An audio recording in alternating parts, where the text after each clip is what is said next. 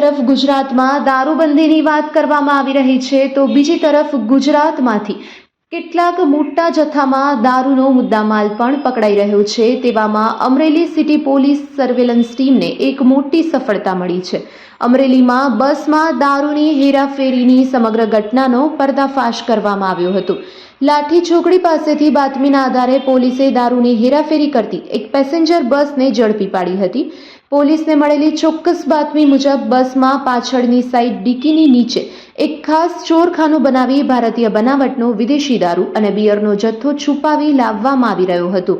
પોલીસે સ્થળ પર દરોડો પાડી આરોપીને રંગે હાથ ઝડપી પાડ્યા છે, જેમાં વિદેશી દારૂની 37 નંગ બોટલ, 66 નંગ બિયરના ટીન અને એક પેસેન્જર બસ મળી કુલ 7,26,612 રૂપિયાનો મુદ્દામાલ કબજે કરવામાં આવ્યો છે। આ સાથે જ 2 મોબાઈલ ફોન પણ પકડી પાડવામાં આવ્યા છે। પકડાયેલ આરોપી ગજરાજ કેરમસિંહ ડાવર અને દિલીપભાઈ દુકાલસિંહ સોલંકી છે, તો સુરેશભાઈ વસુનિયા કે જે વોન્ટેડ આરોપી તરીકે જાહેર કરવામાં આવ્યો છે।